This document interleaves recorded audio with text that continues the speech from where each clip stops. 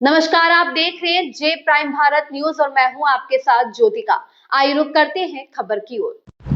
6 साल की बेटी के साथ दर दर भटक रही मां, ससुराल पर प्रताड़ना का आरोप, इंसाफ के लिए अधिकारियों से लगाई गुहार। लखनऊ में विवाहिता का दर्दनाक आरोप, पति पर पैसे मांगने का दबाव, ससुराल वालों पर मारपीट का आरोप। राजधानी लखनऊ से एक बेहद गंभीर और झकझोर देने वाला मामला सामने आया है। न्यू हैदराबाद निशादगंज की रहने वाली विवाहिता रफत सुल्ताना ने अपने पति और ससुराल वालों पर गंभीर आरोप लगाए हैं। पीड़िता का आरोप है कि शादी के कुछ ही समय बाद से पति की ओर से मायके से पैसे लाने का दबाव बनाया जाने लगा। इतना ही नहीं, विवाहिता ने अपने पति पर सोशल मीडिया के जरिए दूसरी महिलाओं से संपर्क रखने और एक भूटान की बाहरी युवती को घर में रखने जैसे गंभीर आरोप भी लगाए हैं। पीड़िता के मुताबिक वर्ष 2017 में उसकी शादी निहाल नाम के व्यक्ति से हुई थी। पीड़िता का आरोप है कि शादी के कुछ महीनों बाद ही पति और ससुराल वालों की ओर से पैसों को लेकर दबाव बनाया जाने लगा। पीड़िता का ये भी आरोप है कि उसके पति ने सोशल मीडिया के माध्यम से भूटान की एक युवती से संपर्क किया और उसे घर में रखा। हालांकि इन आरोपों की स्वतंत्र पुष्टि अभी नहीं हुई है। पीड़िता के मुताबिक घरेलू विवाद के बीच उसके साथ मारपीट की गई और उसकी 6 वर्षीय बच्ची के साथ उसे घर से बाहर कर दिया गया। पीड़िता का आरोप है कि 18 अगस्त को वो अपनी बहन और भाभी के साथ ससुराल पहुंची थी। इसी दौरान ससुराल वालों ने कथित तौर पर उसे घर के अंदर बंद कर दिया और उसके साथ मारपीट की। पीड़िता का कहना है कि मारपीट में उसके सिर पर गंभीर चोट आई, जिसके बाद उसने पुलिस से मदद की गुहार लगाई। पीड़िता के अनुसार चौक थाना प्रभारी ने मामले को तत्काल संज्ञान में लिया है और 11 लोगों के खिलाफ मुकदमा दर्ज किया गया है। पुलिस ने मामले की जांच कर उचित कार्रवाई का भरोसा दिलाया है। एक तरफ एक मां अपनी 6 साल की बच्ची के साथ न्याय की उम्मीद लगाए बैठी है, तो दूसरी तरफ उसके लगाए आरोपों ने कई गंभीर सवाल खड़े कर दिए हैं। क्या एक विवाहिता को अपने ही ससुराल में सुरक्षा और सम्मान के लिए इस तरह संघर्ष करना पड़ेगा?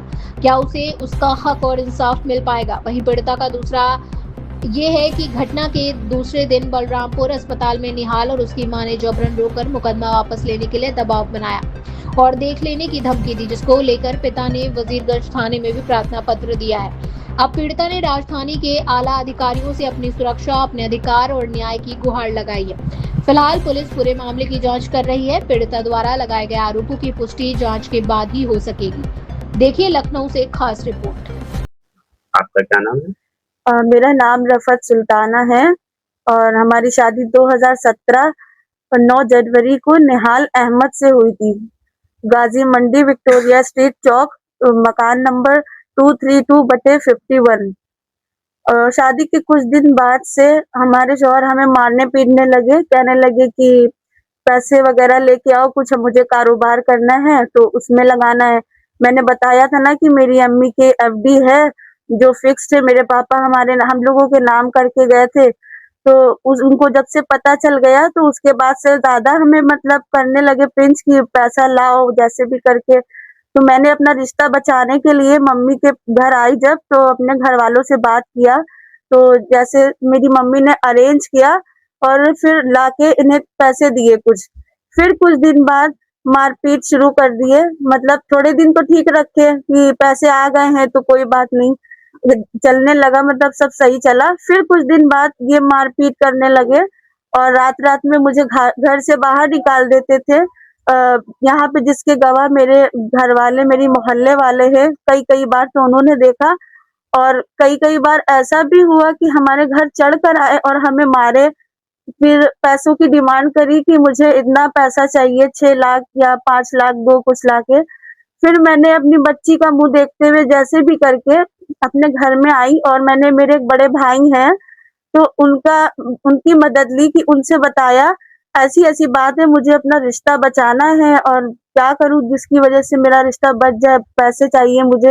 हस्बैंड बोल रहे कि अपनी दुकान में लगाना है, उन्हें कारोबार शुरू करना है। तो तब मेरे बड़े भैया ने मेरी मदद करी और उन्हें पैसों का इंतज़ाम करके दिया, जिससे उनकी दुकान चल रही है। और फिर कुछ दिन के बाद फिर मतलब साथ में रहे हम लोग। रहने के कुछ दिन बाद मुझे पता चला, मैंने नोटिस किया कि ये मेरे घर देर-देर से आ रहे हैं, रात में कभी 2 बजे आ रहे हैं, कभी 3 बजे आ रहे हैं और मैं भूखी, मेरी बेटी भूखी। कई-कई बार ऐसा हुआ 1 हफ्ते के लिए मुझे छोड़ के चले गए और मैं घर में अकेले रही। कुछ दिन के लिए मैं रेंट पे भी रही 1-2 महीना। तो उसमें मुझको छोड़ के चले गए। मैं बहुत रोती थी, तहज्जुद में भी दुआ माँगती थी, मेरे शौहर कहाँ गए कहाँ गए? जैसे भी करके पता लगाया, तो मुझे पता हुआ कि वो कुछ लड़कियों से बातें करते हैं, मतलब इंस्टाग्राम पे चैट करते हैं और फेसबुक पे ऐसे करके लड़की को फँसाते हैं। जैसे हिंदू को मुस्लिम में कन्वर्ट करना, ये सारी चीज़ें भी करते हैं वो। तो जब मुझे पता लगा, मुझे पहले तो देखिए वो वहाँ पे थोड़े दिन सही रखे, उसके बाद भगा दिए हमें और मेरी बेटी को लेके कि पैसे लाओ। तो इतना पैसा तो है नहीं, मेरे डैडी का इंतकाल हो गया है, वो मर गए हैं। तो मेरी जो मम्मी है, उनके ब्रेन ट्यूमर की सर्जरी हुई है, सर्जरी में अच्छा खासा पैसा लग गया है। हम 4 भाई-बहन हैं और प्लस अब बच्ची भी है, हमारे घर का खर्चा वगैरह सही से ऐसे ही नहीं चल पा रहा है और फिर ऊपर से बोल रहे हैं मेरी बेटी, मतलब शिफा जो ये है हमारी बच्ची, तो उससे बोलते हैं कि तुम पढ़ाओ, तुम जॉब करो, कुछ भी करो, पैसे कहीं से ल लेके आओ, मैं पैसे नहीं दूँगा, साफ इनकार करते हैं। जब से मतलब अपने मायके में हूँ, तो मुझे 1 रुपया भी नहीं दिया है उन्होंने। कैसे भी करके हमारा घर समझ लिए चल रहा है, अम्मी की थोड़ी बहुत पेंशन आती है, बस उससे घर चल रहा है। आज से 1.5 साल पहले फिर जब मैं वहाँ से आई, तो कहने लगे कि मेरी बहन की शादी थी, मैंने बताया ना उन्हें कि मेरी बड़ी बहन का रिश्ता लग गया है, तो उसकी शादी होनी है, तो मुझे पैसे चाहिए, जो मैंने आपको दिए थे वो मुझे दे दिए वापस। तो कहने लगे मैं अभी नहीं दे पाऊँगा, मेरे पास नहीं है, मतलब मार-पीट करने लगे बहुत ज़्यादा। मतलब किसी तरीके से बहाना ढूँढ रहे थे कि जैसे भी करके मुझे घर से निकाले। फिर मगर तब भी मैंने थोड़े दिन मैं रही वहाँ पे, ऐसा नहीं है कि मैंने सोचा थोड़े दिन बाद शौहर का दिमाग ठीक हो जाएगा और साथ में रखेंगे। फिर थोड़े दिन बाद मैंने उनकी चैट देखी, तो उसमें कुछ लड़कियों से वो बातें करते थे, जिसपे मुझे शक गया कि ये ऐसा इसलिए शायद करते हैं, मुझे छोड़-छोड़ के जाते थे 1-1 हफ्ते के लिए और देर रात से आना कि ज़ेबा तुम खाना खा लो, सो जाओ, मैं देर में आऊँगा। ये सारी चीज़ें मुझे बहुत फिर परेशान करने लगी। फिर कुछ दिन बाद फिर मतलब लड़ाई मार-पीट करने लगे, मैंने पैसे की बात रखी, मैंने कहा चलो वो जो चैट देखी तो देखी, उसको मैंने हटा दिया दिमाग से। जैसे-तैसे करके मैंने बोला कि मेरी बहन की शादी है, आप पैसों का इंतज़ाम करिए, मुझको चाहिए, उसकी शादी होनी है, अभी उसका एक अंगूठी भी नहीं बनी ज़ेवर की। जो भी पैसा था शादी-ब्याह का सब मेरे पे मेरी मम्मी ने लगा दिया था। तो फिर उसके बाद रात में मुझे बहुत मारे, इतना कि कहने लगे तलाक दे दूँगा, तलाक की धमकियाँ देने लगे कि तलाक, तलाक, ऐसे कई बार तलाक भी बोलते थे। तो फिर मेरी बच्ची को, मुझे दोनों को मारा और मार के रात में घर से बाहर निकाल दिया। तो जब मैं घर पे आई, मम्मी को बताया, रोने लगी, तो अम्मी ने कहा चलो कोई बात नहीं, कुछ दिन का है, गुस्सा गर्मी ठीक हो जाएगा, तुम्हें लेने आ जाएगा। तो मैंने भी सोचा कि हाँ, हो सकता है लेने आ जाए, थोड़े दिन हम घर पे रुके रहे, उनका इंतज़ार किया। तो मुझे ऐसा लगा कि नहीं लेने आएँगे, कुछ दिन बाद मैंने कॉल किया, कॉल करके घर बनाने की कोशिश किया कि भाई जो हुआ सो हुआ, उसको खत्म करिए, आप हमें लेने आइए, पैसे आपको देना है। मैंने ये भी कहा कि पैसे बाद में दे दिएगा आप, कोई बात नहीं है, जैसे-तैसे करके बहन की शादी होनी, बस उसकी शादी हो जाए।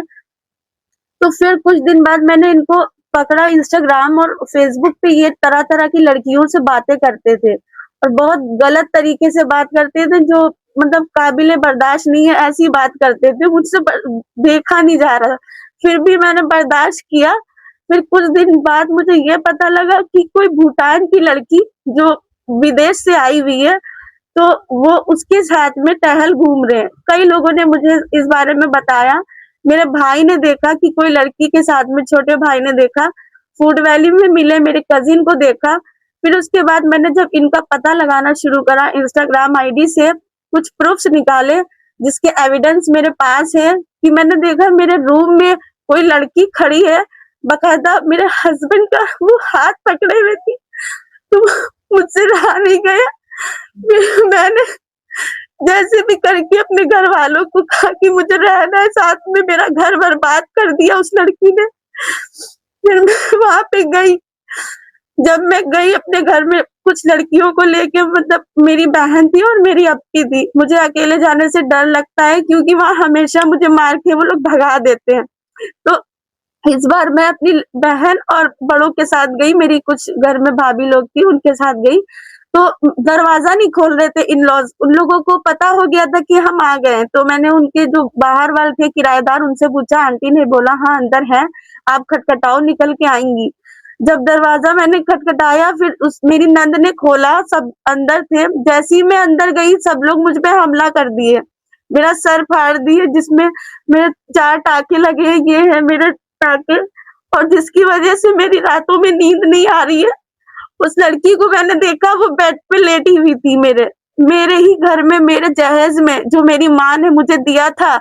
जो मेरा बाप चला गया है, एक्सपायर हो गया है मेरा बाप, और मेरी माँ ने जैसे करके शादी किया एफडी तोड़ के, वो उस लड़की के लिए किया था, वो जो भूटान में रहती, भाग के आई है। ने मेरी जिंदगी को खराब कर दिया पूरी तरीके से। फिर मैं जब वहां गई चौक कोतवाली थाने, तो चौकी जो इंस्पेक्टर साहब थे उन्होंने मेरी बहुत मदद किया, जिसके एफआईआर के ये डॉक्यूमेंट्स हैं, आप देख रहे हैं। ये देखिए, ये जो जितने भी नाम है ये सब, ये हमारे इन-लॉज की तरफ उनका ननिहाल है, जो मेरी सास है ना, तो वो सब मिल के मुझे मारे थे। शफा फातिमा नाम है आपका? अरे वाह, बहुत अच्छा नाम है। आपके पापा कैसे हैं बेटा? गंदे हैं? तो आपकी मम्मी को मारते हैं? हाँ।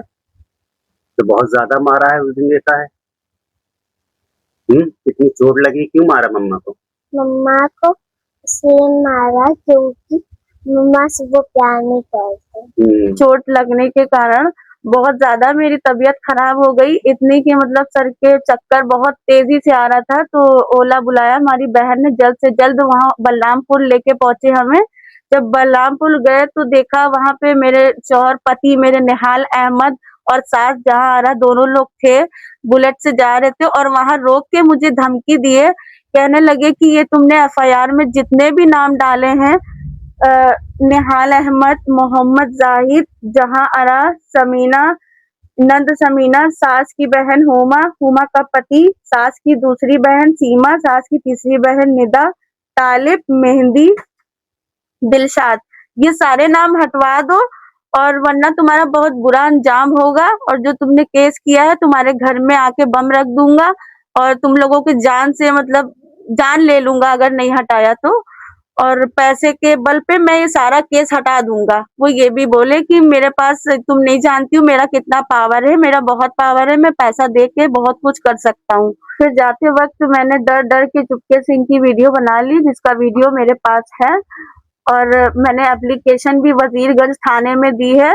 तो इंस्पेक्टर साहब से रिक्वेस्ट है, आप इस पे कार्रवाई करिए ताकि हम लोग सेफ रहे, और बस हम लोग सेफ रहे। इस खबर में बस इतना ही। बने रहिए जे प्राइम भारत न्यूज के साथ।